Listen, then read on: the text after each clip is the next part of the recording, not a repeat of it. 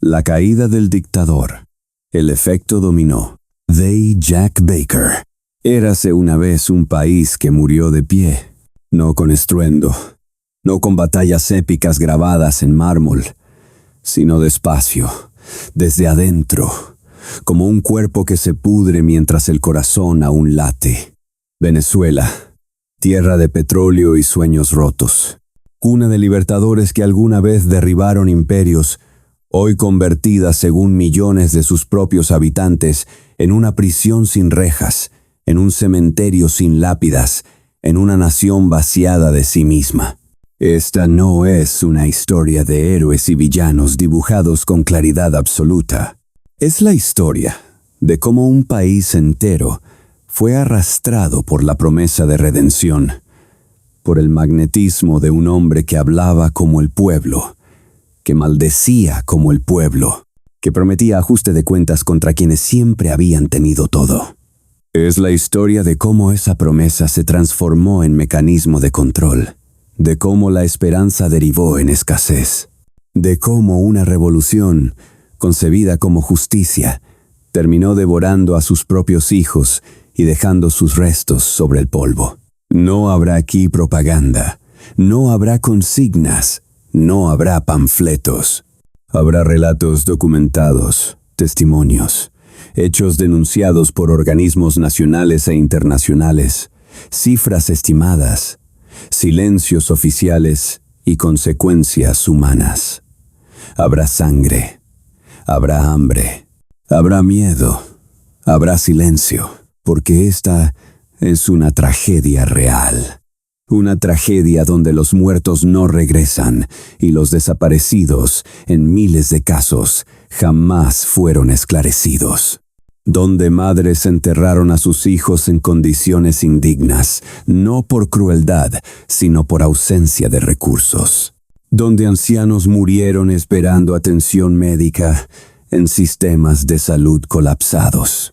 Donde millones de personas cruzaron fronteras a pie, con niños a cuestas, huyendo de un país que alguna vez fue refugio y terminó siendo expulsión. Esta es la historia de Hugo Chávez y de Nicolás Maduro, de un intento de golpe de Estado fallido que se transformó, con el paso de los años, en un ejercicio prolongado y concentrado del poder. De un proyecto político que prometió igualdad y terminó generando dependencia.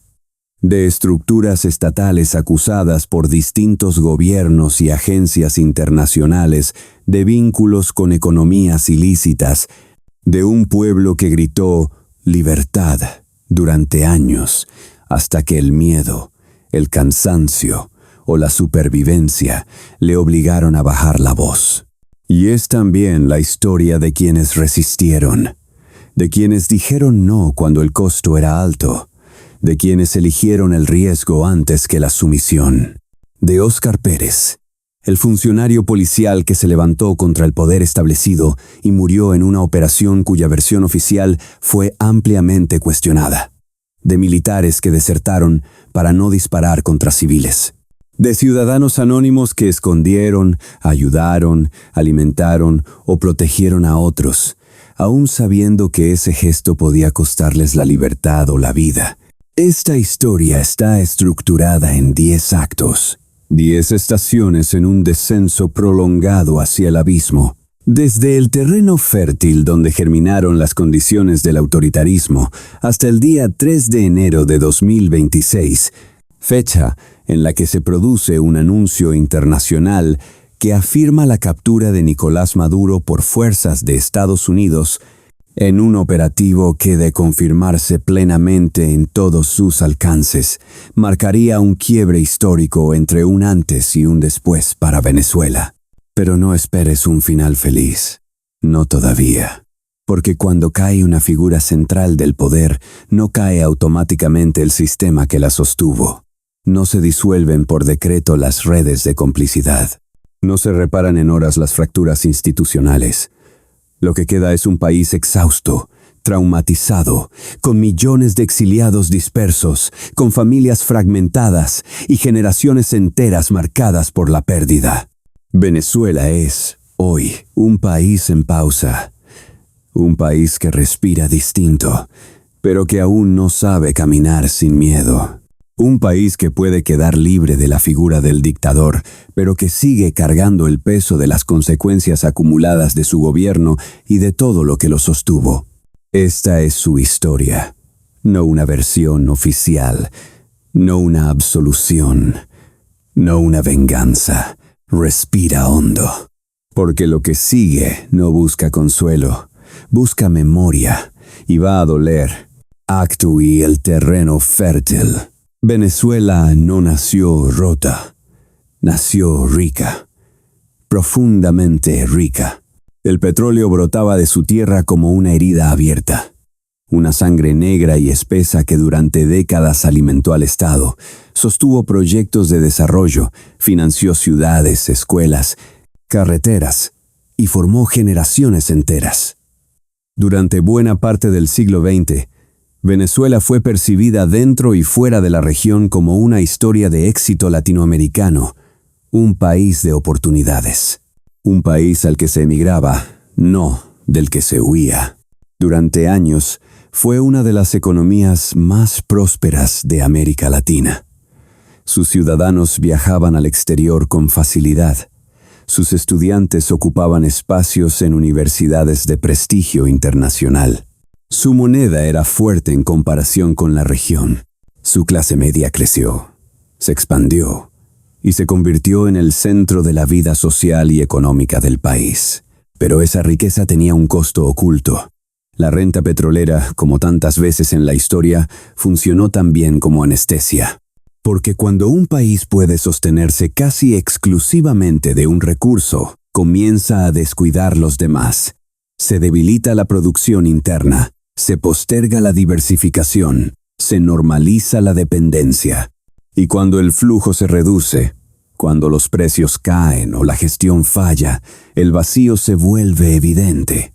La abundancia había construido prosperidad, pero también fragilidad. En los años 80 y 90, Venezuela comenzó a mostrar grietas profundas. La bonanza petrolera dejó de ser suficiente.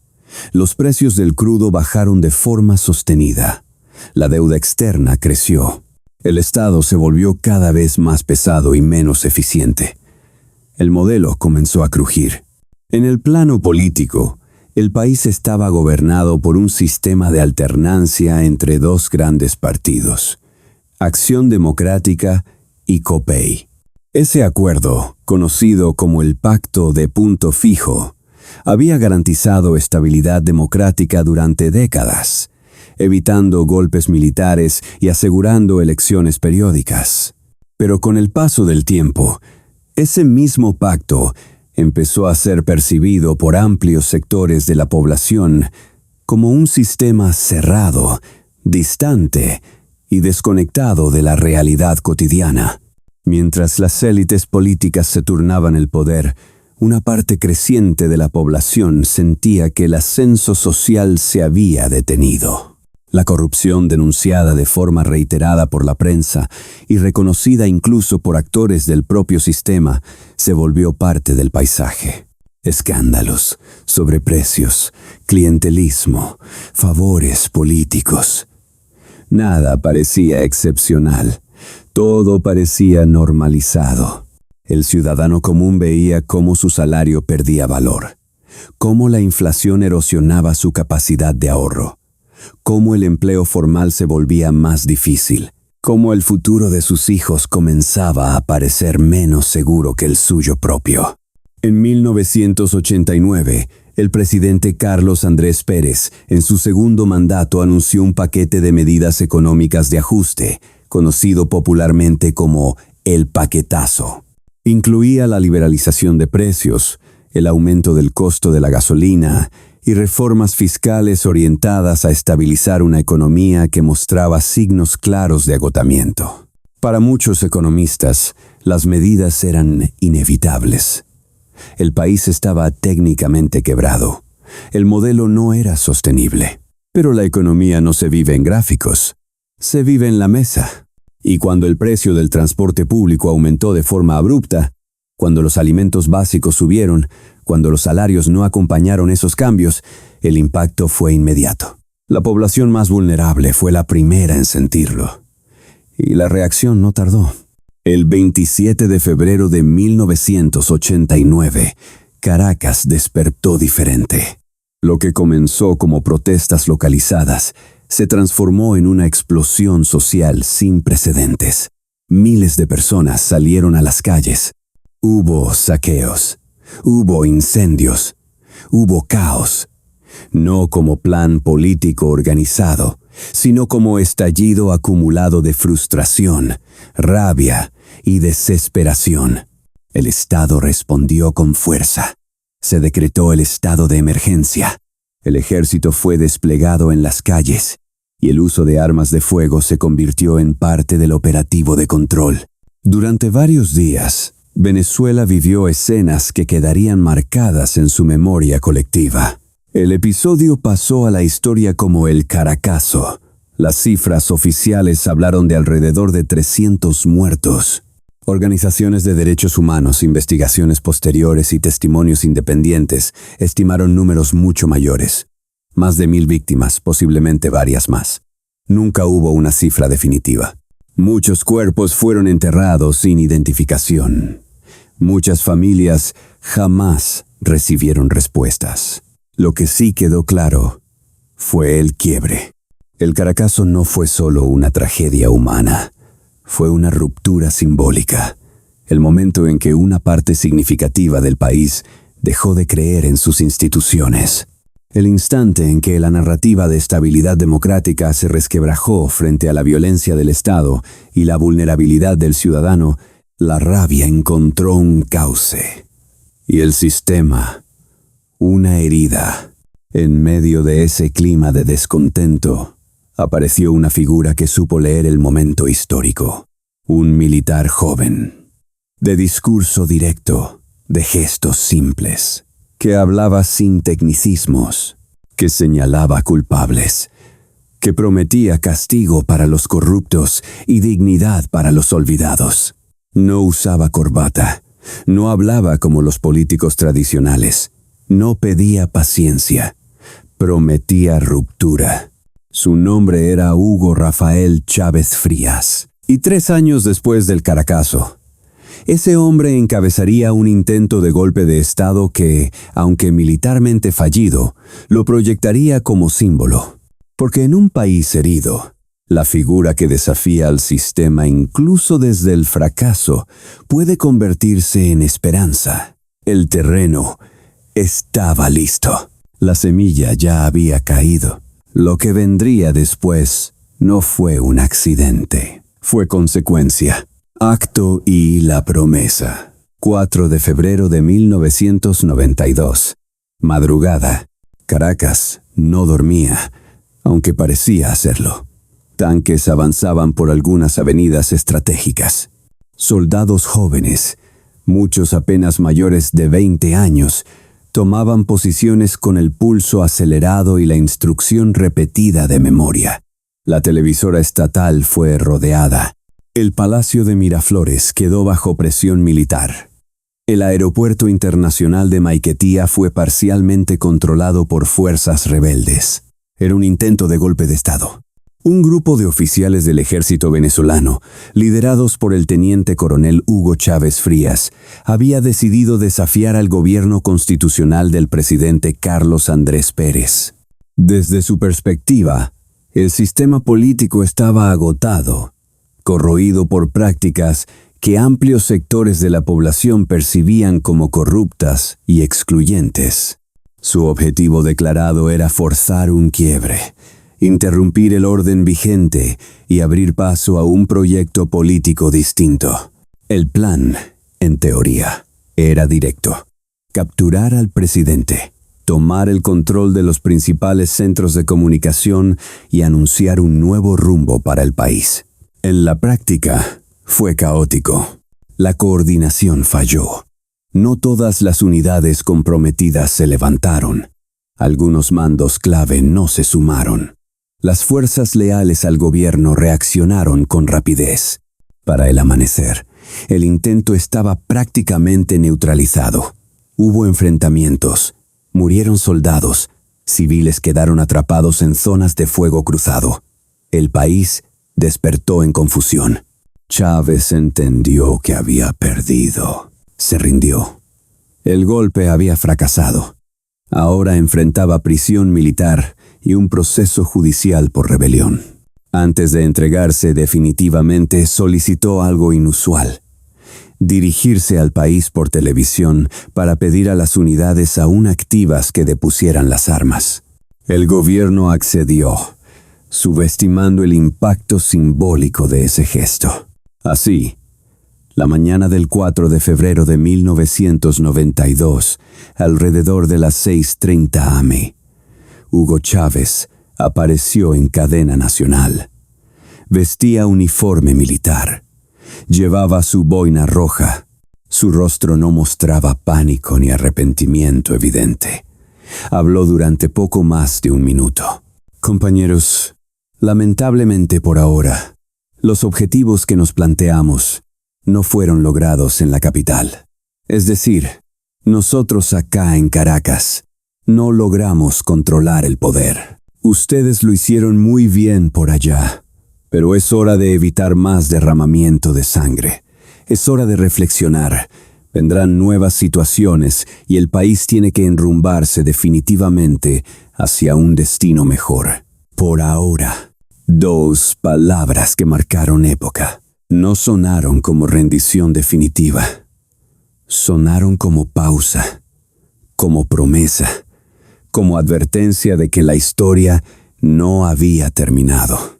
Para una población cansada del lenguaje técnico, de los discursos evasivos y de la retórica política tradicional, aquel mensaje tuvo un efecto inesperado. Un militar que asumía el fracaso en público, que no huía, que hablaba con claridad, que no pedía perdón, pero pedía detener la violencia. Para muchos, eso resultó auténtico. Chávez no ganó el golpe, pero ganó visibilidad, ganó identidad, ganó símbolo. En las semanas posteriores, mientras permanecía detenido en el cuartel San Carlos, su figura comenzó a crecer en el imaginario colectivo.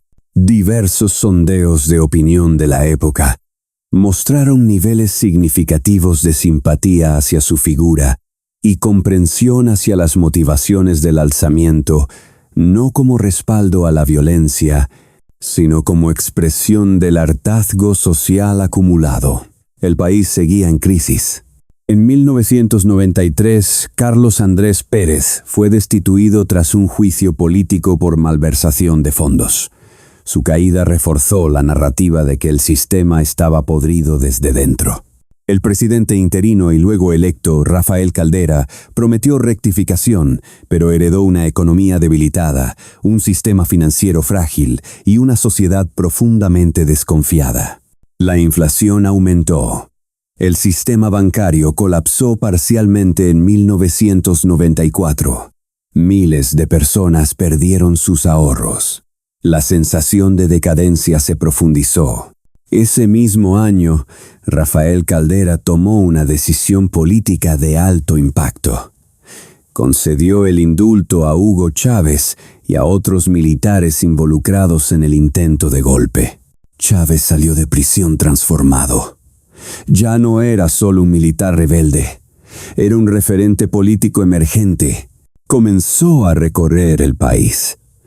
Visitó barrios populares, dio discursos improvisados, se alojó en casas humildes, escuchó quejas, abrazó ancianos, saludó niños, construyó un relato. El del soldado del pueblo que había intentado hacer lo que los políticos no se atrevieron. Prometió cambio, prometió justicia social, prometió castigo a la corrupción, prometió una Venezuela distinta. Y una parte importante del país, exhausta, decidió creer. En 1998, Hugo Chávez se presentó a las elecciones presidenciales. Obtuvo aproximadamente el 56% de los votos. Fue una victoria clara, reconocida por los organismos electorales y por observadores internacionales. No se trató de una imposición armada, sino de un triunfo por la vía electoral. La sociedad venezolana, de manera consciente, eligió a un exgolpista para liderar el país, no por nostalgia militar, sino por ruptura, porque el sistema anterior había perdido legitimidad. El 2 de febrero de 1999, Chávez asumió la presidencia. En su discurso de investidura juró sobre esta moribunda constitución y anunció la convocatoria a una asamblea constituyente. Habló de refundar la república, de dar voz al pueblo, de iniciar una revolución pacífica y democrática, y avanzó. En sus primeros meses de gobierno, impulsó un referéndum para consultar a la población sobre la creación de una asamblea constituyente. La propuesta fue aprobada. La asamblea se instaló. Y en diciembre de 1999, Venezuela aprobó una nueva constitución. La llamada Constitución Bolivariana amplió derechos sociales, fortaleció mecanismos de participación ciudadana y redefinió el rol del Estado. Prometía salud, educación, vivienda, inclusión. Prometía un Estado más presente y protector. Y el pueblo celebró, porque quería creer, porque necesitaba creer. Sin embargo, desde esos primeros años, también comenzaron a aparecer señales que algunos observadores consideraron preocupantes. El discurso presidencial se volvió cada vez más confrontacional. Los críticos comenzaron a ser etiquetados como enemigos. Los medios de comunicación enfrentaron presiones crecientes. Oficiales militares fueron designados en cargos civiles estratégicos. Periodistas, académicos y sectores de la oposición advirtieron que el nuevo proyecto podía derivar en una concentración excesiva de poder.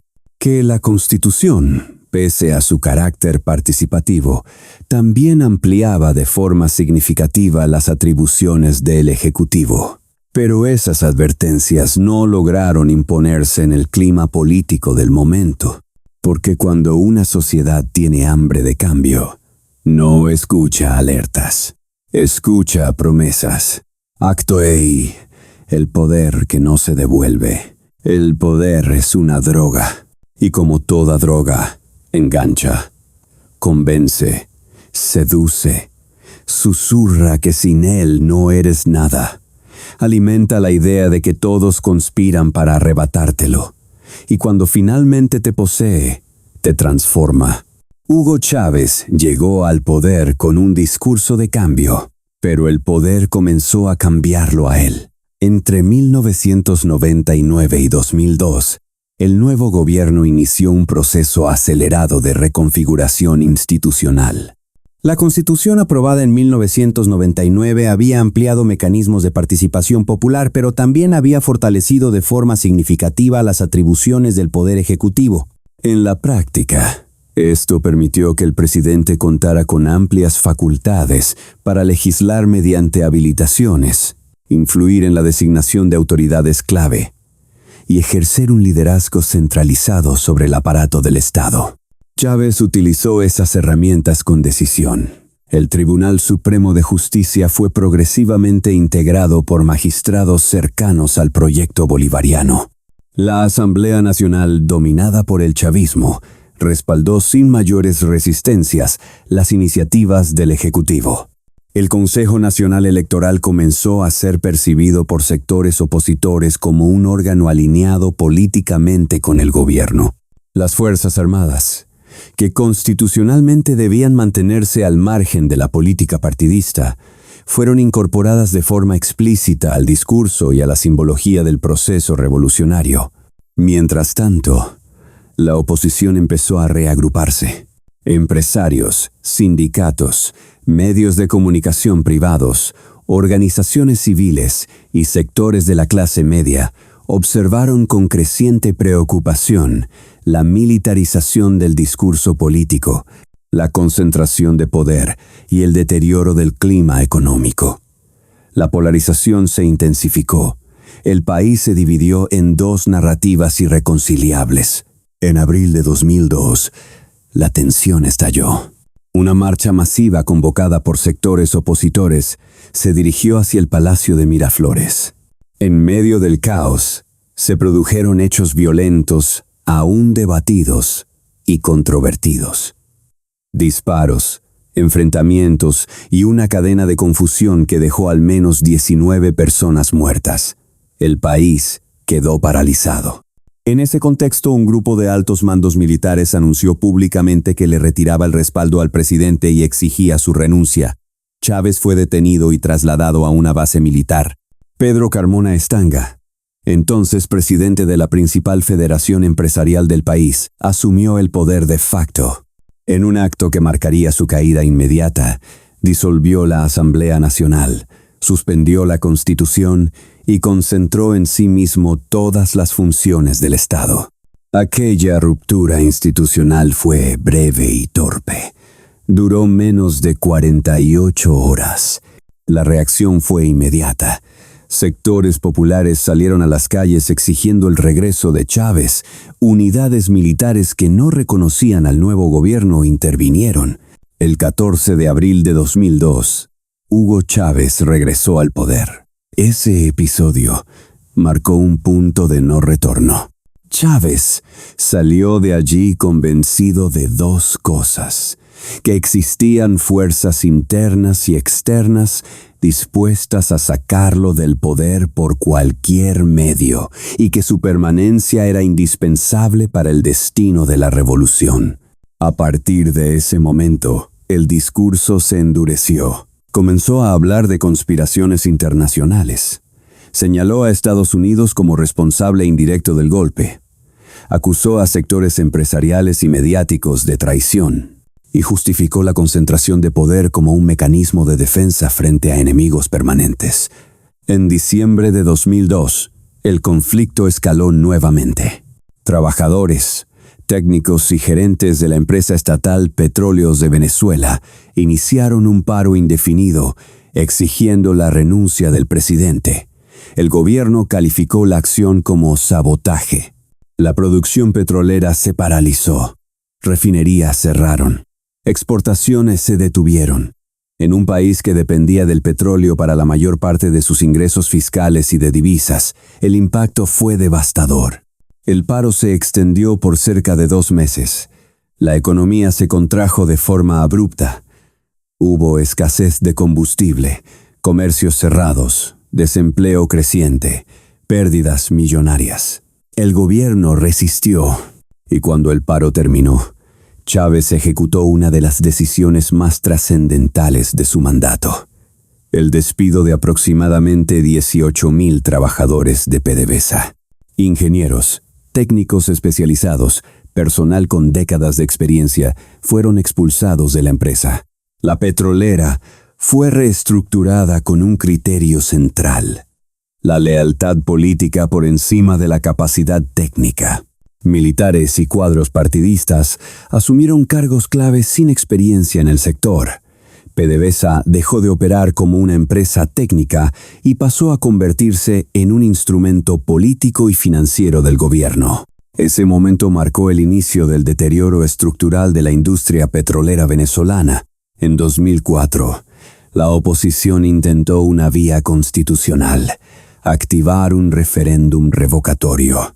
La Constitución permitía someter el mandato presidencial a consulta popular si se reunía el respaldo del 20% del electorado. La oposición recolectó millones de firmas. El proceso fue validado parcialmente, pero el Consejo Nacional Electoral cuestionó una proporción significativa de ellas y exigió un proceso de ratificación pública. Ese procedimiento derivó en la creación de un registro de firmantes, que luego sería conocido como la Lista Tascón. Diversas organizaciones denunciaron que esa lista fue utilizada para discriminar políticamente a ciudadanos, despidos, exclusión de contratos públicos y represalias administrativas. El referéndum se celebró en agosto de 2004. Chávez obtuvo cerca del 59% de los votos. Sectores opositores denunciaron irregularidades y falta de transparencia, aunque no lograron demostrar de manera concluyente un fraude que invalidara el resultado. Observadores internacionales señalaron deficiencias, pero reconocieron el resultado oficial. Chávez salió políticamente fortalecido. Había sobrevivido a un intento de golpe, a un paro petrolero y a un referéndum revocatorio. Desde ese punto, su control sobre el Estado fue prácticamente absoluto.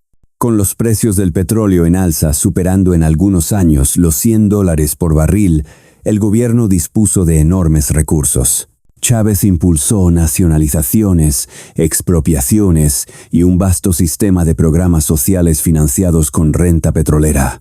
Salud, educación, alimentos subsidiados, vivienda.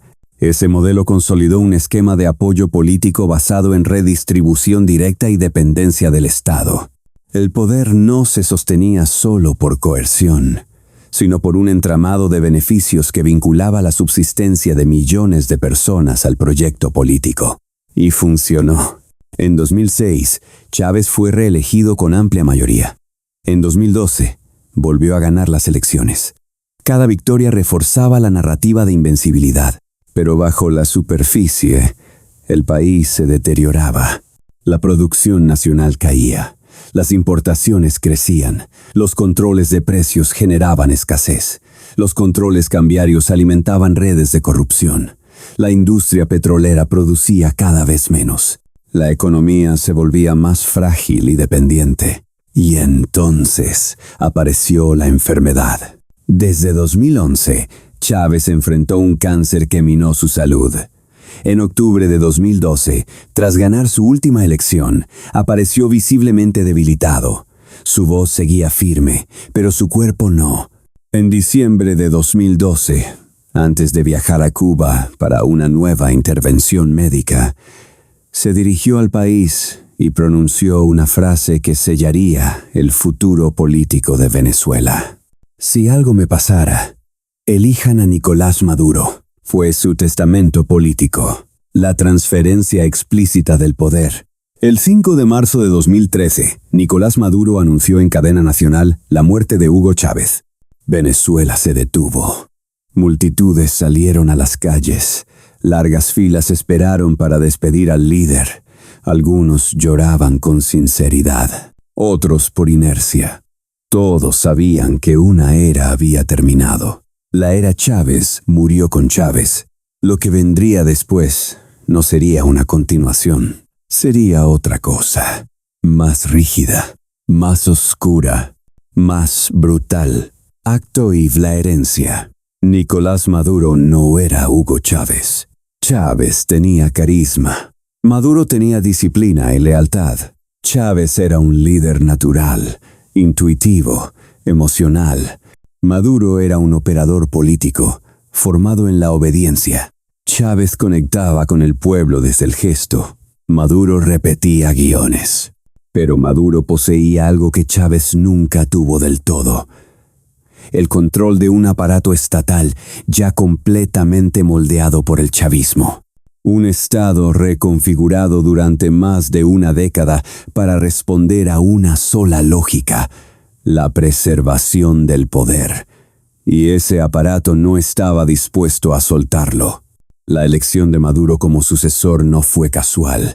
Chávez lo señaló públicamente no solo por afinidad ideológica, sino porque representaba continuidad sin amenaza interna. No era un caudillo alterno. No era un militar con ambiciones propias. No era un liderazgo capaz de desplazar a los centros reales de poder que se habían consolidado durante años. Altos mandos militares, jerarcas partidistas, operadores económicos y políticos que habían acumulado influencia y riqueza bajo la revolución. Chávez había sido el rostro. Maduro sería el administrador. En abril de 2013, apenas semanas después de la muerte de Chávez, Venezuela volvió a las urnas. Nicolás Maduro fue el candidato oficialista. Enrique Capriles Radonsky, gobernador y líder opositor, fue el principal contendiente. La campaña fue profundamente desigual. Maduro contó con acceso irrestricto a los recursos del Estado, cadenas obligatorias de radio y televisión, uso de infraestructura pública, presión directa e indirecta sobre empleados públicos, y una narrativa construida alrededor del legado emocional de Chávez.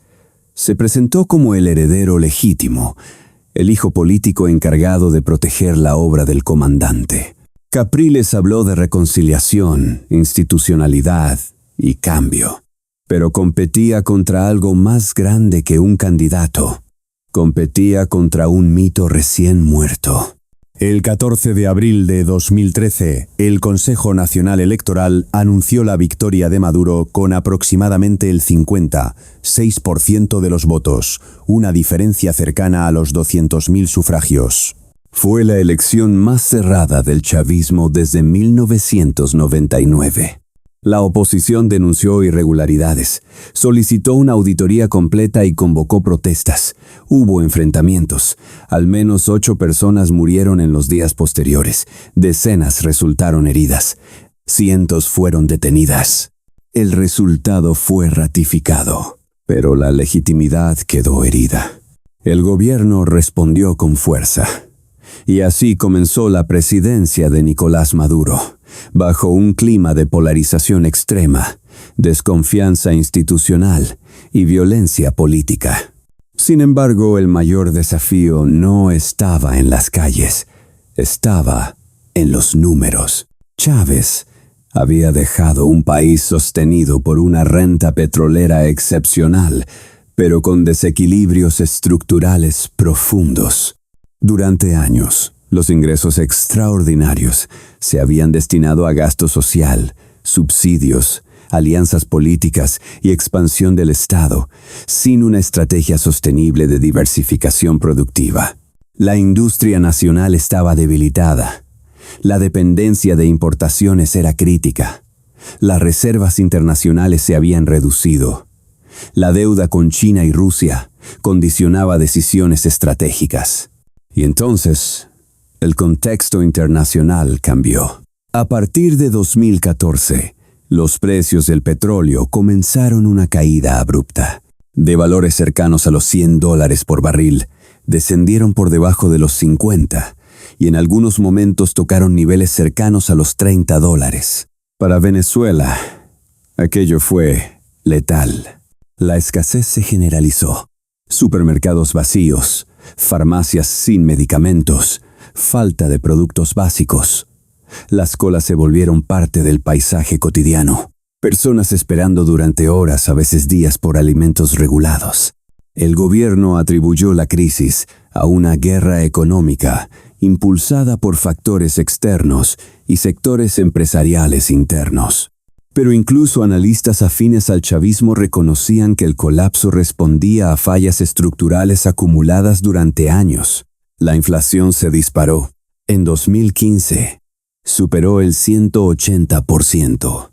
En 2016, diversas estimaciones la ubicaron por encima del 800%. En 2017, cruzó el umbral de la hiperinflación. En 2018, organismos internacionales estimaron tasas acumuladas de cientos de miles e incluso millones %. Hiperinflación. El dinero deja de ser medida de valor. Ahorros pulverizados, salarios inútiles, precios que cambiaban varias veces al día. Y aún así, el rumbo no cambió.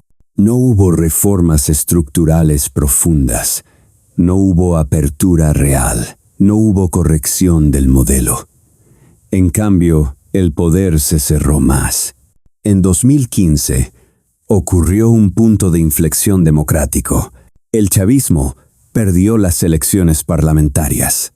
Por primera vez en 16 años, la oposición obtuvo una mayoría calificada en la Asamblea Nacional, 112 de 167 escaños. Era una oportunidad institucional. Pero el Ejecutivo no la reconoció como tal. El Tribunal Supremo de Justicia, cuyos magistrados habían sido designados en los últimos meses del Parlamento saliente, comenzó a anular sistemáticamente las leyes aprobadas por la nueva Asamblea. Declaró al Parlamento en desacato, le retiró atribuciones, vació de contenido al Poder Legislativo. La tensión volvió a las calles. En 2017, Venezuela vivió meses de protestas masivas. Cientos de miles de ciudadanos exigieron elecciones, respeto institucional y libertades básicas. Fueron movilizaciones sostenidas, organizadas, creativas. La respuesta fue represiva. Las fuerzas de seguridad utilizaron gases lacrimógenos, perdigones, vehículos antimotines y, en múltiples casos documentados, munición real. Entre abril y julio de ese año murieron al menos 120 personas, en su mayoría jóvenes. Organismos de derechos humanos documentaron uso excesivo de la fuerza y graves violaciones. Nombres quedaron grabados: Armando Cañizales, Juan Pablo Pernalete, Neomar Lander, David Valenilla. En julio de 2017, Maduro convocó una Asamblea Nacional Constituyente sin un referéndum previo, como establecía el procedimiento tradicional. Amplios sectores nacionales e internacionales cuestionaron la legalidad del proceso y su compatibilidad con la Constitución vigente. La Constituyente se instaló con poderes supraconstitucionales. Legisló, intervino instituciones, sustituyó de facto al Parlamento electo. La persecución política se intensificó. Dirigentes opositores fueron detenidos, inhabilitados o forzados al exilio. Leopoldo López fue encarcelado. Antonio Ledesma fue arrestado. Alcaldes, diputados y activistas enfrentaron procesos judiciales o salieron del país. A partir de ese momento, incluso organismos internacionales comenzaron a definir al sistema venezolano como un régimen autoritario. Pero Maduro no gobernaba solo. Detrás del poder formal operaba el verdadero sostén del régimen, la cúpula militar. Un estamento que había ampliado su influencia en áreas económicas, logísticas y territoriales. Para muchos de sus integrantes, la ideología había dejado de ser central. Lo que estaba en juego ya no era una revolución, era un negocio. Acto B, el Estado corrompido. Hay un punto en la vida de todo régimen autoritario en el que deja de operar como proyecto político y comienza a funcionar como estructura de negocios ilícitos. No ocurre de golpe. No hay anuncio. No hay ruptura visible. Es un deslizamiento lento, casi imperceptible, hasta que el Estado deja de perseguir el crimen y comienza a administrarlo. Venezuela cruzó ese umbral sin estruendo. Durante años fue un gobierno corroído por la corrupción. Luego, de manera progresiva, se transformó en algo distinto. Un Estado donde amplios sectores del poder fueron señalados por organismos internacionales, fiscales extranjeros y agencias de inteligencia como parte activa de redes criminales transnacionales. El nombre que se popularizó para describir ese entramado fue el Cártel de los Soles. No es un término judicial venezolano. Es una denominación utilizada por investigadores, periodistas y autoridades extranjeras para describir presuntas redes de narcotráfico que involucraban a oficiales de alto rango de la Fuerza Armada Nacional Bolivariana. El nombre proviene de los soles que adornan las hombreras de los generales, símbolos que en otro tiempo representaron jerarquía y servicio, y que en este contexto comenzaron a asociarse con impunidad y poder sin control. Los orígenes de estas acusaciones se remontan a los años de Hugo Chávez, pero fue bajo el gobierno de Nicolás Maduro cuando dichas estructuras, según múltiples investigaciones, se consolidaron y expandieron. No fue un accidente, fue una consecuencia. Cuando el petróleo dejó de sostener al Estado, cuando las reservas se agotaron, cuando el aislamiento internacional comenzó a profundizarse, el régimen buscó fuentes alternativas de financiamiento. Y Venezuela, por su ubicación geográfica, ofrecía condiciones ideales para el tráfico ilícito. Comparte más de 2.000 kilómetros de frontera con Colombia, uno de los principales productores mundiales de cocaína. Posee extensas costas caribeñas, puertos, aeropuertos y una infraestructura estatal cada vez menos supervisada. Durante décadas, el narcotráfico había utilizado territorio venezolano como ruta de tránsito. Con el debilitamiento institucional, ese tránsito, según múltiples informes, pasó a realizarse con niveles crecientes de protección interna. Investigaciones de agencias antidrogas, reportes de la ONU y causas judiciales en Estados Unidos sostienen que sectores del aparato estatal venezolano facilitaron el paso de cargamentos, brindaron seguridad logística y permitieron operaciones a gran escala. No existen cifras exactas. Este es un negocio de sombras, pero estimaciones citadas en informes internacionales hablaban de cientos de toneladas de cocaína transitando anualmente por territorio venezolano durante ciertos periodos. Un volumen cuyo valor, en mercados finales, alcanzaría miles de millones de dólares. Los nombres señalados se repiten. Diosdado Cabello, una de las figuras más poderosas del chavismo, fue mencionado en investigaciones periodísticas y en declaraciones de testigos protegidos ante tribunales estadounidenses como presunto articulador de redes criminales. Nunca enfrentó cargos en Venezuela. Dentro del país, seguía ocupando posiciones de control institucional. Tarek El Aissami, vicepresidente y luego ministro de Petróleo, fue sancionado por el Departamento del Tesoro de Estados Unidos por presuntos vínculos con el narcotráfico. Sus bienes fueron congelados. Las acusaciones no fueron investigadas judicialmente en Venezuela. Vladimir Padrino López, ministro de Defensa durante años, fue señalado en informes internacionales como figura clave dentro de una estructura militar que permitió la operación de economías ilícitas bajo su jurisdicción.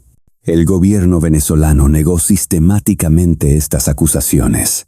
Hugo El Pollo Carvajal, exdirector de inteligencia militar, fue detenido en España y enfrentó procesos de extradición a Estados Unidos por cargos relacionados con narcotráfico.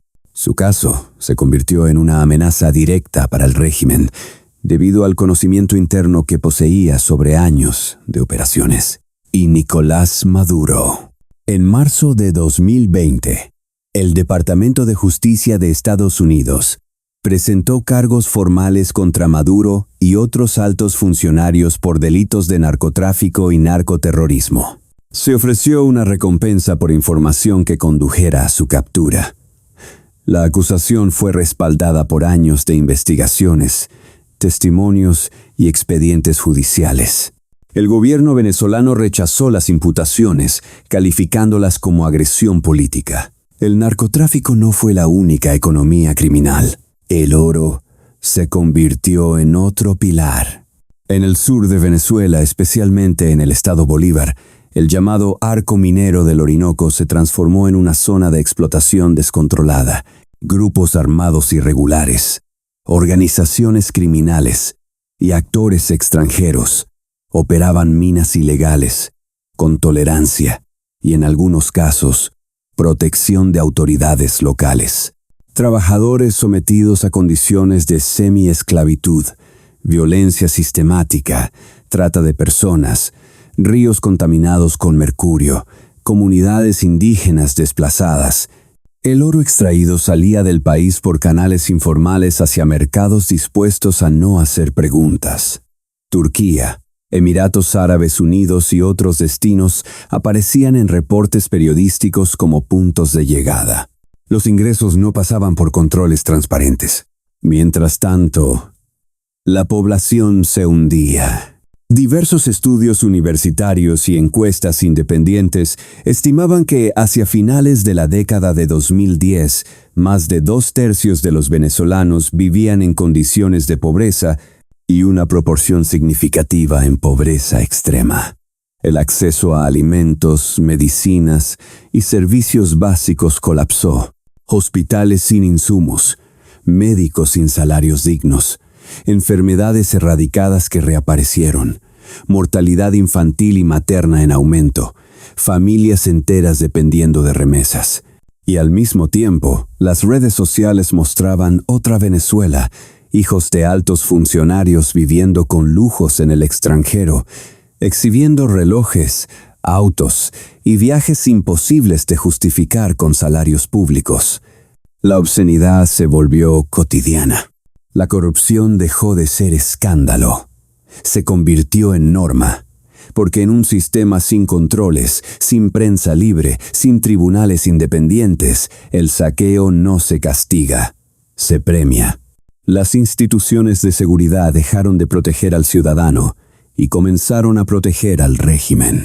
El SEBIN y la DGCIM fueron señalados por organismos de derechos humanos nacionales e internacionales por detenciones arbitrarias, torturas, desapariciones temporales y tratos crueles. Centros de detención como el Helicoide se convirtieron en símbolos de represión. Los testimonios eran consistentes: aislamiento prolongado, asfixia simulada, descargas eléctricas, violencia psicológica. No eran casos aislados, eran patrones. Todo esto no fue un accidente administrativo, fue un método. Un régimen autoritario se sostiene sobre dos pilares fundamentales: recursos para comprar lealtades y miedo para impedir la rebelión. Las economías ilícitas financiaban lo primero, la represión garantizaba lo segundo. El Estado había dejado de servir al país, ahora se servía de él. Acto vi el pueblo que sangra. Hay una imagen que se repite una y otra vez cuando se intenta explicar lo que ocurrió en Venezuela. No es una fotografía oficial ni un símbolo diseñado. Es una escena cotidiana, brutal en su simpleza. Una mujer mayor, extremadamente delgada, revisando bolsas de basura en plena calle de Caracas. Su vestido alguna vez fue blanco, ahora es gris. Sus manos hurgan con cuidado, como si buscar comida fuera una tarea que exigiera método. A pocos pasos, dos perros callejeros hacen lo mismo. No se pelean, no hay energía para eso. Todos buscan lo mismo: restos. Esa imagen no es excepcional, es representativa. A partir de la segunda mitad de la década de 2010, múltiples estudios independientes comenzaron a documentar un deterioro nutricional severo en amplios sectores de la población venezolana. Investigaciones realizadas por universidades nacionales, como la Universidad Católica Andrés Bello, en conjunto con organizaciones humanitarias como Cáritas Venezuela, alertaron sobre niveles alarmantes de desnutrición infantil. Algunos de esos estudios estimaban que en ciertos períodos y regiones del país, una proporción significativa de niños menores de 5 años presentaba signos de desnutrición aguda o crónica. No eran cifras aisladas, eran tendencias sostenidas. Niños con bajo peso, retraso en el crecimiento, deterioro cognitivo. Daños que, según especialistas, podían ser irreversibles incluso si las condiciones mejoraban más adelante. Las consecuencias se extendieron a las madres. Muchas mujeres dejaron de producir leche materna debido a su propio estado nutricional. Los hospitales carecían de fórmulas infantiles. Las incubadoras funcionaban de manera intermitente por fallas eléctricas. En centros de salud públicos, los cortes de luz eran rutina. Los generadores no siempre tenían combustible. Las muertes evitables comenzaron a acumularse. La historia de Víctor, nombre ficticio. Historia real, se repitió con variaciones mínimas en todo el país. Tenía 2 años. Vivía en un barrio popular de Maracaibo. Su madre hacía trabajos informales para sobrevivir. Nada alcanzaba. Cuando Víctor enfermó, fue llevado a un hospital público.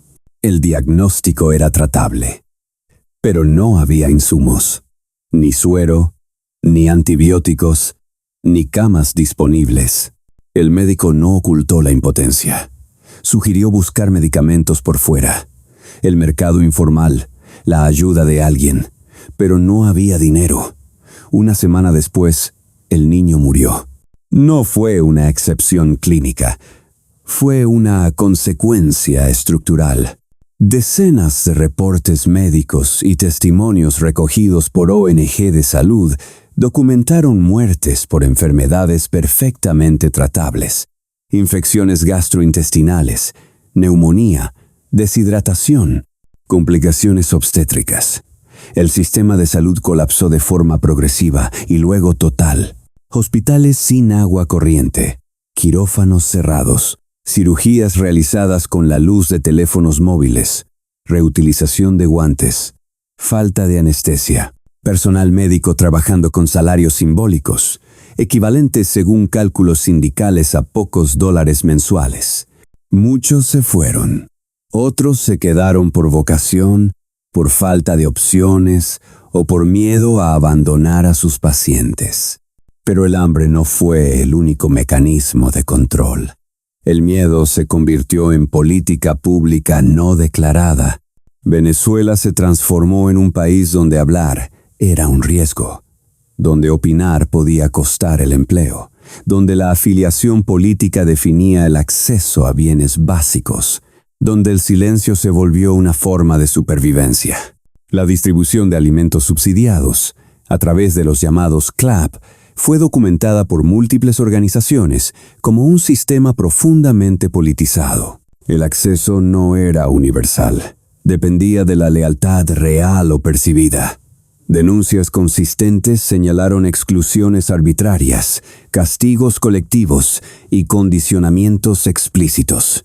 El Carné de la Patria, presentado oficialmente como herramienta de organización social, fue percibido por amplios sectores como un mecanismo de control.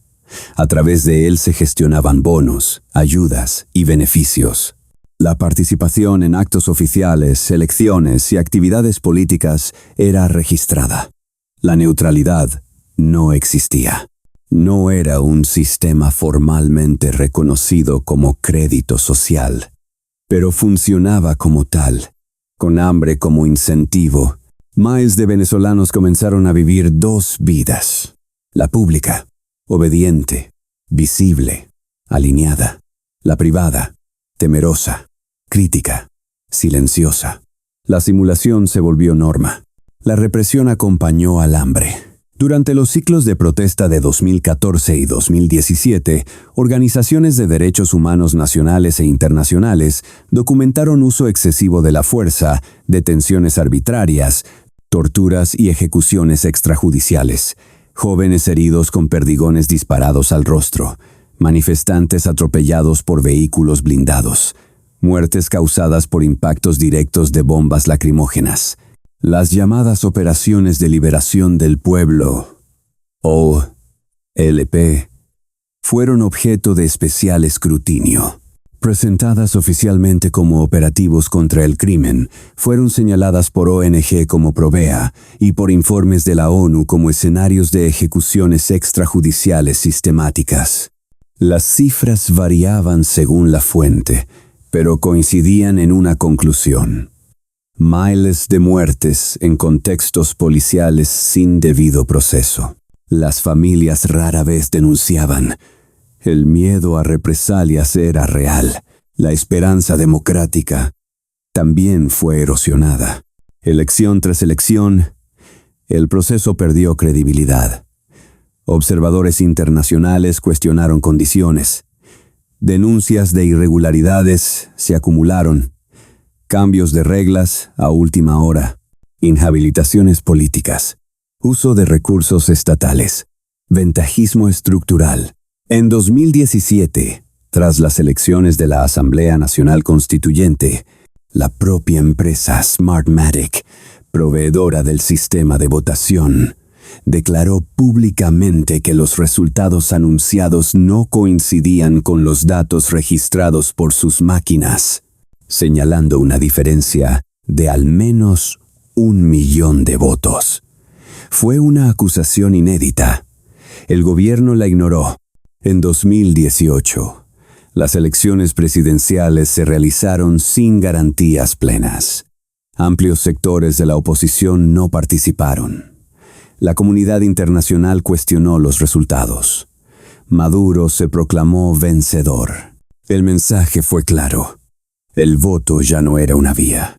Y cuando un pueblo entiende que no puede cambiar su destino, ni con el voto ni con la protesta, hace lo único que queda: irse. Según cifras de ACNUR y la Organización Internacional para las Migraciones, más de 7 millones de venezolanos abandonaron el país en menos de una década, el mayor éxodo de la historia moderna de América Latina. Una crisis humanitaria de escala global. No fue migración económica clásica, fue huida. Personas caminando cientos de kilómetros, cruzando fronteras sin documentos, durmiendo en el suelo, dejando hijos atrás, enterrando muertos en el camino. Profesionales convertidos en mano de obra informal, familias fragmentadas, niños creciendo lejos de sus padres, un país desangrado de su capital humano. Mientras tanto, el poder hablaba de victoria. Cadenas nacionales, música, bailes, discursos interminables, una narrativa oficial desconectada de la realidad cotidiana. Pero el pueblo no vivía en esa narrativa. Vivía en la supervivencia diaria, en el hambre, en el miedo, en la ausencia de futuro. Y en ese contexto, algunos decidieron que no podían seguir esperando, que había que hacer algo más. Acto vi los que resisten.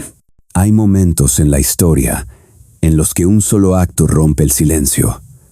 No porque cambie el sistema de inmediato, sino porque demuestra que el miedo no lo ha devorado todo. Momentos en los que alguien decide decir no más, aún sabiendo que ese gesto puede costarle la vida. El 27 de junio de 2017, un helicóptero identificado como perteneciente a un cuerpo policial venezolano sobrevoló Caracas en círculos. No era una imagen extraña. El cielo de la capital estaba acostumbrado a aeronaves militares. Lo inusual fue lo que ocurrió después. El helicóptero se dirigió hacia las inmediaciones del Tribunal Supremo de Justicia, una de las instituciones clave del aparato de poder, y desde el aire se lanzaron artefactos explosivos de bajo poder. No causaron daños estructurales significativos, ni víctimas. El impacto fue simbólico. El mensaje era claro. El poder podía ser desafiado. El piloto de ese helicóptero era Óscar Alberto Pérez Salinas, funcionario del Cuerpo de Investigaciones Científicas, Penales y Criminalísticas. Inspector, padre, actor aficionado. Un hombre que hasta entonces había sido parte del mismo estado al que ahora desafiaba. Horas después del ataque, Pérez difundió un video en redes sociales. Vestía indumentaria táctica. Aparecía acompañado por otros hombres armados, con el rostro cubierto. Miró directamente a la cámara y habló con un tono que mezclaba convicción y urgencia. Afirmó que no se trataba de un grupo terrorista, sino de una acción en defensa de la Constitución. Llamó a los ciudadanos a no resignarse. Llamó a los militares a no obedecer órdenes ilegítimas. Llamó al presidente Nicolás Maduro a abandonar el poder. El régimen reaccionó de inmediato. Declaró a Óscar Pérez prófugo. Lo acusó públicamente de terrorismo. Autoridades del Estado lo vincularon con potencias extranjeras sin presentar pruebas judiciales públicas. Se ofreció recompensa por información que condujera a su captura. Pérez no se entregó. Durante los meses siguientes, permaneció oculto. Cambiaba constantemente de ubicación. Publicaba videos esporádicos en los que se le veía entrenando, desplazándose por zonas montañosas, reafirmando su narrativa de resistencia. Sus mensajes circularon ampliamente. Para algunos se convirtió en símbolo de valentía, para otros en una figura polémica, para el régimen en un enemigo a neutralizar. Las dudas coexistían con la admiración. ¿Era una resistencia real o una provocación sin futuro? ¿Buscaba despertar conciencia o solo acelerar su propio final? Nadie lo sabía con certeza. El 15 de enero de 2018, su paradero fue localizado en una vivienda en El Junquito, una zona montañosa al oeste de Caracas. Lo que ocurrió ese día fue registrado parcialmente en tiempo real. Desde temprano, Fuerzas de seguridad del Estado, incluyendo organismos de inteligencia y cuerpos policiales, rodearon la zona. Se desplegaron efectivos terrestres y aéreos. Se escucharon disparos durante horas. Testigos en áreas cercanas reportaron explosiones y ráfagas prolongadas. Óscar Pérez transmitió videos en directo desde el interior de la vivienda. En ellos aparecía herido. Su voz era firme, pero cargada de urgencia. Afirmó que su grupo estaba dispuesto a entregarse y que, aún así, seguían recibiendo disparos. «Nos están disparando», dijo en uno de los videos. «Queremos entregarnos. Hay civiles aquí. Esto es una masacre. Digan la verdad». La transmisión se interrumpió. Horas después, el gobierno informó que Óscar Pérez y 6 de sus acompañantes habían muerto durante un enfrentamiento armado. No se permitió presencia de observadores independientes en el lugar. No se hizo pública una investigación imparcial. Los cuerpos fueron entregados a las familias bajo estrictas condiciones. Las autopsias no fueron divulgadas. Organizaciones de derechos humanos nacionales e internacionales cuestionaron la versión oficial. Señalaron inconsistencias. Citaron testimonios vecinales que afirmaban haber escuchado disparos cuando el operativo parecía haber concluido. Solicitaron investigaciones independientes que nunca se realizaron. Para el régimen, Óscar Pérez fue un terrorista. Para muchos venezolanos fue un hombre que decidió no rendirse. Para la historia, fue una señal de hasta dónde podía llegar la ruptura. Y no fue el único. Durante los años de represión más intensa, centenares de militares venezolanos desertaron, según registros de países vecinos y solicitudes de asilo. Algunos cruzaron fronteras a pie. Otros pidieron protección internacional. La mayoría guardó silencio. Las razones variaban. Órdenes de reprimir civiles, corrupción interna, participación forzada en redes criminales, hambre, miedo, pérdida total de fe en el proyecto político. También hubo militares que, sin desertar públicamente, ayudaron en silencio. Alertaron sobre operativos. Facilitaron fugas, filtraron información, se negaron a disparar. Actos pequeños, pero peligrosos. Y estaban los otros, los innumerables, los invisibles. La enfermera que compraba medicamentos con su propio dinero para darlos a pacientes que no tenían nada. El maestro que seguía enseñando sin salario estable. El panadero que reducía precios a costa de su propio sustento. La familia que escondía a un joven perseguido. El taxista que no cobraba a los ancianos. La mujer que organizaba ollas comunitarias para alimentar niños. Ninguno de ellos cambió el poder. Pero todos evitaron que la humanidad desapareciera. Resistir no siempre fue tomar las armas. Resistir fue no convertirse en lo que el sistema esperaba. Resistir fue conservar la dignidad cuando todo empujaba a perderla. Resistir fue enseñar valores en un entorno que premiaba la obediencia ciega. Fue no delatar, fue decir la verdad en voz baja, fue sobrevivir sin rendirse.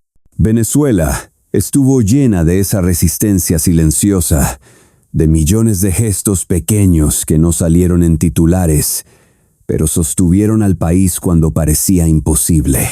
Mientras tanto, el mundo observaba. Y durante mucho tiempo, eligió no mirar demasiado de cerca. Acto vi el silencio del mundo. La comunidad internacional suele hablar con solemnidad de derechos humanos, democracia y libertad. Lo hace en foros, en cumbres, en comunicados cuidadosamente redactados. Pero cuando esos principios entran en conflicto con intereses económicos, estratégicos o ideológicos, el lenguaje cambia. Y muchas veces, el silencio ocupa su lugar. Venezuela colapsó ante los ojos del mundo. No de manera repentina, no en secreto, no sin advertencias. El deterioro fue progresivo, documentado, ampliamente cubierto por medios, organizaciones no gubernamentales y organismos multilaterales. Sin embargo, durante largos períodos, la respuesta internacional fue tibia, fragmentada o meramente declarativa. No se trató de desconocimiento, tampoco de falta de información. Fue, en muchos casos, una combinación de cálculo político, prioridades cambiantes y límites autoimpuestos a la acción. Venezuela no estaba aislada. Tenía aliados, tenía recursos estratégicos, y esos recursos influyeron, directa o indirectamente, en la manera en que muchos gobiernos decidieron relacionarse con el régimen. Cuba fue uno de los apoyos más constantes del gobierno venezolano. Desde los primeros años del chavismo, ambos países establecieron una alianza profunda. Miles de ciudadanos cubanos llegaron a Venezuela en el marco de acuerdos bilaterales que incluían cooperación médica, educativa y de seguridad.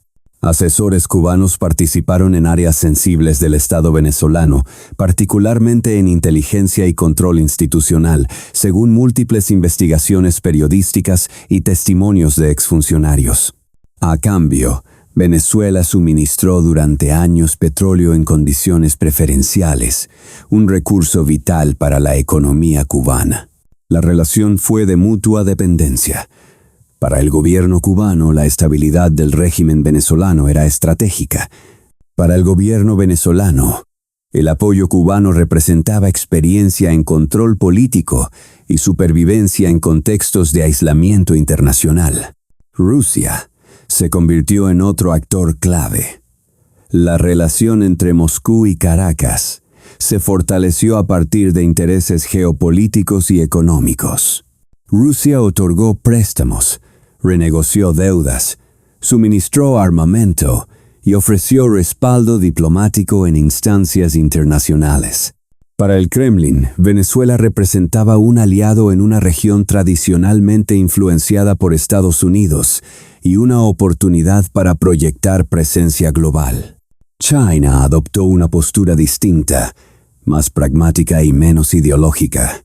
Durante años, financió al Estado venezolano mediante préstamos respaldados por petróleo. Los montos fueron significativos y permitieron al régimen sostenerse cuando otras fuentes de financiamiento se cerraron. China evitó pronunciamientos directos sobre la situación política interna venezolana, priorizando la estabilidad de sus acuerdos y el acceso a recursos energéticos. Pero el silencio o la ambigüedad no provinieron únicamente de regímenes autoritarios. También hubo gobiernos democráticos que optaron por políticas de cautela, neutralidad o no intervención. En algunos casos, estas posturas se justificaron en principios históricos de política exterior. En otros, en la búsqueda de preservar canales diplomáticos o proteger intereses económicos. España mantuvo relaciones institucionales con el Estado venezolano durante años, aún en medio de crecientes denuncias de violaciones a los derechos humanos. Empresas europeas continuaron operando en el país. Bancos procesaron transacciones que luego serían cuestionadas. Las declaraciones oficiales solían expresar preocupación, pero rara vez se tradujeron en acciones de alto impacto. México, bajo la presidencia de Andrés Manuel López Obrador, adoptó una política de no intervención. Esta postura implicó evitar pronunciamientos directos sobre la legitimidad del gobierno venezolano y rechazar acciones multilaterales de presión. Para sus defensores, se trataba de coherencia diplomática. Para sus críticos, de una forma indirecta de legitimación.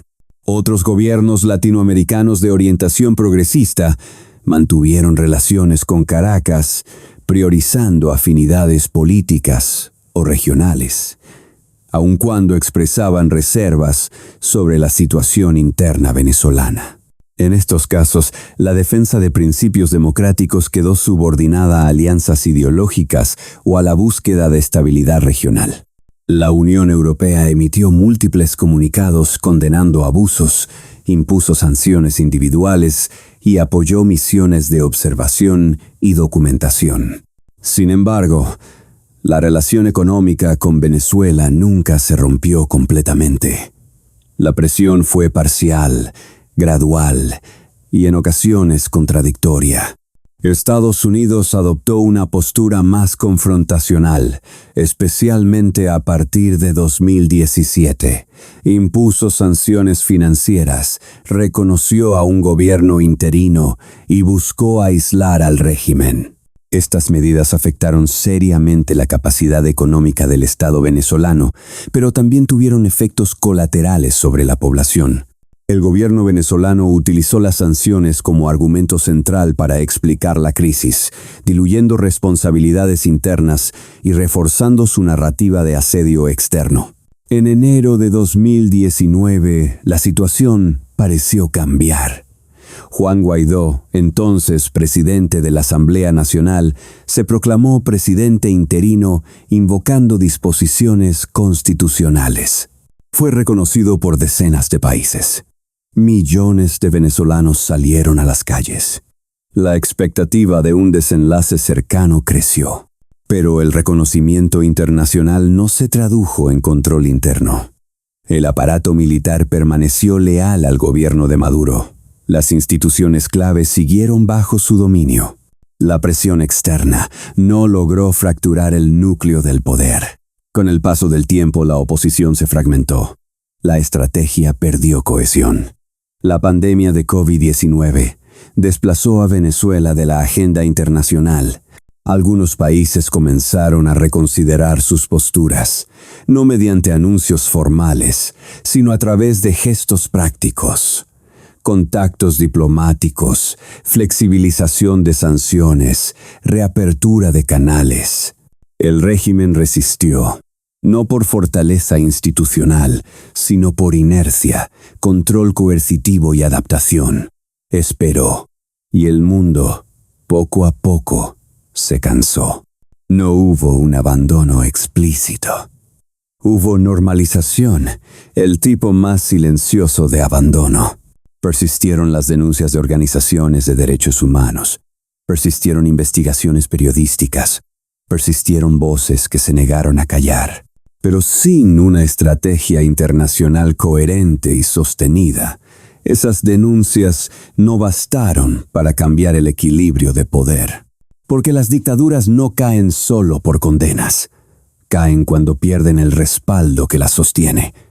Y durante demasiado tiempo ese respaldo explícito o implícito nunca desapareció del todo.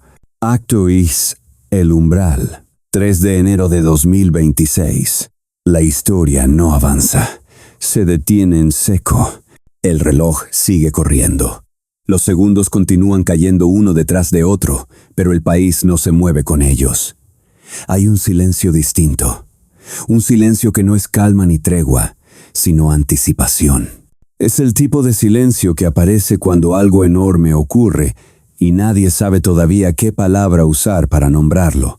Venezuela amanece con reportes confusos.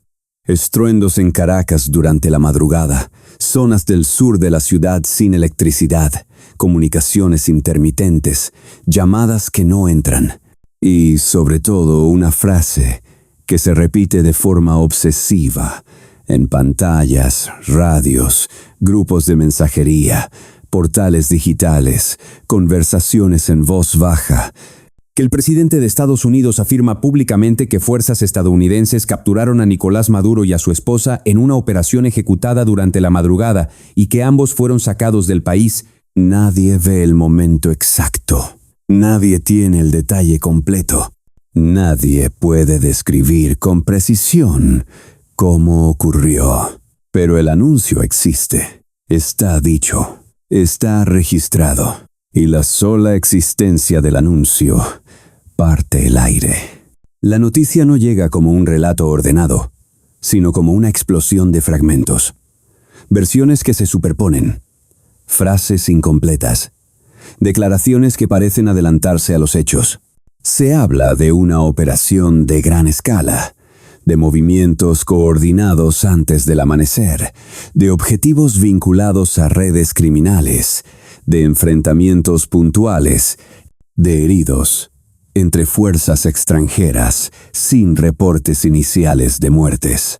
Se menciona casi al mismo tiempo una afirmación aún más perturbadora, que Estados Unidos asumiría un rol de dirección temporal sobre Venezuela y que el petróleo es mencionado explícitamente como parte de lo que se pretende administrar. Lo que ayer pertenecía al territorio de la especulación, hoy ocupa titulares. Lo que durante años fue imposible de imaginar ahora es pronunciado sin titubeos.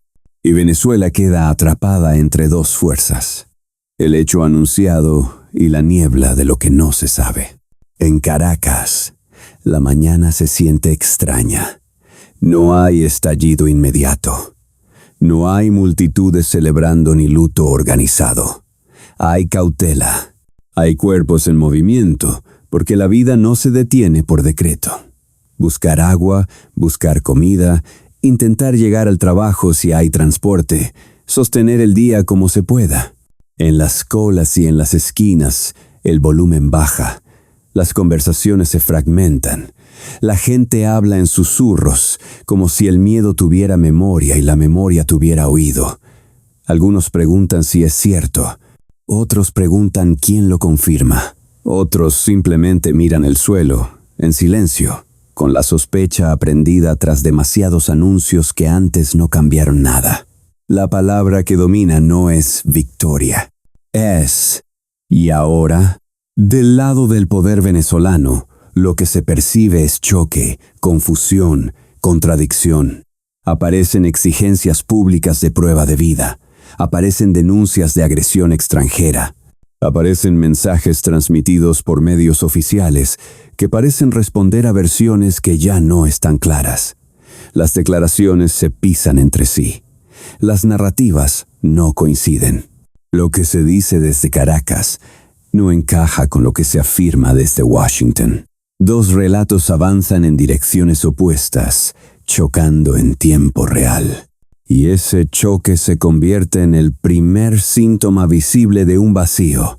Cuando el centro cae, todo intenta ocuparlo al mismo tiempo. La región también se parte. Algunos gobiernos condenan la acción y llaman a la diplomacia. Otros la respaldan abiertamente. La división no es elegante ni teórica. Es inmediata. Porque Venezuela no es un tema académico. Es una herida abierta que ha empujado a millones fuera de sus fronteras. Mientras unos hablan de soberanía y legalidad, otros hablan de justicia y de fin de una dictadura prolongada. Y en medio de ese debate, una pregunta queda flotando sin respuesta limpia. Si el argumento es la libertad del pueblo, ¿cuánto pesa el petróleo en la balanza? En el exilio, la noticia cae como una puerta que se abre de golpe. No es alegría pura, es un temblor. La diáspora reacciona con una mezcla imposible de ordenar. Celebración contenida, incredulidad, llanto, parálisis frente a la pantalla del teléfono. Se repite una frase siempre incompleta, siempre temblorosa. Si esto es verdad, algunos piensan en regresar, otros piensan en lo que perdieron, otros entienden, con una claridad seca, que incluso si el anuncio es real, un país no se reconstruye en un día, y una captura no desmantela por sí sola una estructura. Entonces emerge el dolor, como lo que siempre estuvo ahí, el hambre acumulada de los años, la represión, el miedo a hablar, los muertos que no vuelven, los cuerpos heridos en protestas, la gente que migró caminando, la gente que se quedó envejeciendo sin medicinas. Nada de eso se borra porque una noticia sacuda al mundo. El dolor no retrocede por titulares, solo observa y exige que alguien no lo vuelva a traicionar. Óscar Pérez no está aquí para ver nada. Murió en enero de 2018, cercado y asesinado, convertido desde entonces en símbolo de una resistencia que pagó con sangre. Su nombre regresa hoy porque su historia encaja como un espejo Un país donde algunos se levantan y son aplastados, y aún así dejan una marca que no se apaga. Su imagen no funciona como cierre, funciona como advertencia, como memoria de lo que cuesta desafiar a un aparato sostenido por armas, miedo y dinero sucio. El día avanza sin que el país sienta que avanza, porque lo esencial sigue sin respuesta, y debe decirse con honestidad brutal. No se sabe quién ejerce el control real del territorio. No se sabe cómo reaccionan todas las cadenas de mando. No se sabe qué pasará con quienes temen represalias. No se sabe si el aparato represor se reacomoda o se fractura. No se sabe cuánto del narcoestado sigue intacto más allá del hombre que hoy es presentado como capturado. Lo único indiscutible es el quiebre del mito. La idea de lo intocable recibe un golpe público, y ese golpe altera la psicología colectiva, aunque todavía no cambie el pan. Cuando cae la noche del 3 de enero, Venezuela no tiene final. Tiene una grieta. Tiene la sensación de estar parada en un umbral donde cualquier paso puede ser salvación o caída. Y por primera vez en mucho tiempo, incluso quienes no se atreven a decirlo en voz alta sienten lo mismo en el pecho. El futuro dejó de ser una pared cerrada. Ahora es una puerta entreabierta. Nadie sabe qué hay detrás, pero la puerta ya no está sellada. Acto X, nada está escrito. El futuro no está escrito. Y en Venezuela esa frase no suena como filosofía, suena como hambre, como miedo, como un país detenido frente a una puerta entreabierta. Hoy no se repara una economía por decreto. Hoy no se reconstruyen instituciones con un comunicado. Hoy no regresan millones de exiliados porque un nombre desaparezca del centro del poder. Hoy no vuelven los muertos. Hoy no se borran los años perdidos. Lo único que ocurre es un quiebre visible. El hombre que encarna la cadena sale del cuadro, y cuando el cuadro cambia, el país descubre algo incómodo. La caída de una figura no es la caída automática de una estructura.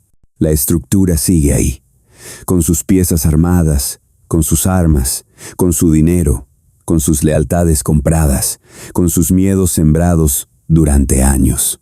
La noche del 3 de enero no trae descanso, trae vigilancia, trae radios encendidos, teléfonos apretados en la mano, pantallas observadas con una mezcla de ansiedad y cautela. Trae familias hablando en voz baja por costumbre y por instinto, como si el silencio todavía fuera un salvavidas aprendido a golpes. Hay gente que quiere celebrar y no se atreve. Hay gente que quiere llorar y no sabe si es por alivio o por rabia. Hay padres que miran a sus hijos dormidos y piensan lo mismo, con una frialdad que duele. Si mañana se desata el caos, ellos pagan primero. Nadie está seguro de nada. Ese es el precio de haber vivido tanto tiempo bajo un régimen que convirtió la incertidumbre en arma. En ese aire espeso, reaparecen preguntas que no pueden transformarse en profecía. No se trata de adivinar, se trata de nombrar lo real. El poder queda en suspensión. En un país donde las decisiones dejaron de ser transparentes hace años, nadie puede afirmar quién manda sin ver señales claras. El aparato represor sigue existiendo aunque no tenga un rostro permanente en cadena nacional. Los que sostuvieron la máquina siguen respirando. Las cadenas de mando no se disuelven con un anuncio. Y mientras afuera se discuten soberanía, justicia, petróleo, geopolítica y derecho internacional, adentro la pregunta es más baja y más brutal. ¿Se puede vivir mañana sin pedir permiso al miedo? El dolor del pueblo no se archiva porque cambie un titular. Las madres que enterraron hijos no reciben paz inmediata. Los que fueron torturados no recuperan la noche. Los que migraron a pie no recuperan los años robados. El país no vuelve a ser normal con una sola noticia, porque lo normal fue destruido lentamente, como se destruye una ciudad, no en un día, sino en miles de días. Por eso la esperanza que aparece ahora es extraña. No grita, no se pavonea, no se disfraza de victoria total. Es una esperanza encogida, cautelosa, desconfiada. Una esperanza que camina con el cuerpo tenso, porque el venezolano aprendió a no regalar su alegría al primer destello. Aprendió a sospechar incluso de lo bueno, para no romperse otra vez. En el exilio el golpe es distinto. Algunos sienten el reflejo inmediato del regreso. Imaginar la casa, la calle, el olor de la tierra, el abrazo congelado en la despedida. Otros sienten otra verdad igual de dura. Han construido una vida nueva. Y volver no es solo regresar, es abrir heridas, es enfrentar lo que se perdió y lo que ya no existe. Hay quienes podrían volver y no quieren. Hay quienes quieren volver y no pueden. Hay quienes no volverán nunca porque ya no están. En esa dispersión se revela el daño más profundo de la dictadura. No solo destruyó la economía, destruyó el tejido humano. Familias partidas. Generaciones completas con la patria convertida en recuerdo. Y en medio de esa noche reaparece, como una marca que no se borra, el eco de quienes pagaron con sangre. Óscar Pérez no está aquí, pero su nombre se siente como un clavo en la memoria. No como mito cómodo, sino como prueba de costo. Prueba de que hubo hombres que se negaron a callar, sabiendo que el sistema los iba a triturar. Su historia no es promesa, es advertencia. La libertad no llega gratis. Y cuando aparece una grieta, siempre hay fuerzas dispuestas a sellarla con violencia. Por eso la pregunta real no es ¿qué dice el mundo? La pregunta real es ¿qué hará el país con el umbral que se abre? Si retrocederá por miedo, si cambiará un dueño de las armas por otro, o si sostendrá, aunque sea temblando, la posibilidad de escribir algo distinto. No hay cierre redondo, porque no hay mundo redondo cuando un país sale de una jaula. Hay una jaula abierta y un pueblo que todavía no confía en el cielo. Hay una puerta entreabierta y una casa llena de gente que no sabe si salir o esperar. Hay una nación que respira con cicatrices, y aún así, esa respiración pesa en la historia, porque por primera vez en mucho tiempo, el pueblo siente algo que había olvidado, que el destino no está completamente sellado, que lo intocable puede tocarse, que la impunidad puede agrietarse, que la idea de eternidad puede romperse. Esta historia se detiene aquí no porque todo esté resuelto, sino porque entra en un territorio donde ya no gobierna la certeza, sino la posibilidad. Termina en vigilia, no en triunfo. En pregunta, no en consigna. ¿Qué hará Venezuela con la grita? ¿Qué hará el poder con el vacío? ¿Qué hará el pueblo con la posibilidad? Nadie lo sabe todavía. Pero algo ya cambió, y no es menor. La idea de que nada podía cambiar se rompe. Y cuando esa idea se rompe, incluso en un país en ruinas, incluso con miedo respirando, el futuro deja de ser una pared cerrada. Ahora es una puerta, entreabierta. Y lo que ocurra después ya no pertenece a este libro. Esperemos que todo lo que hoy ocurre logre transformarse con el tiempo en algo digno de ser contado sin miedo. Que el dolor no haya sido en vano y que algún día, cuando la herida deje de sangrar, pueda decirse de nuevo, sin ironía ni cinismo, érase una vez. Si esta historia te estremeció, no te vayas ahora. Suscríbete a este canal para seguir narrando lo que otros prefieren callar. Aquí no contamos cuentos cómodos, reconstruimos memorias prohibidas. Y si quieres ir más allá de este relato, si deseas entender los hilos ocultos del poder, la manipulación, la historia censurada y el conocimiento que no aparece en libros escolares, entra a la biblioteca prohibida de los iniciados. Allí están las obras que no buscan entretenerte, sino despertarte. El enlace está en la descripción. La puerta está abierta. Tú decides si cruzas.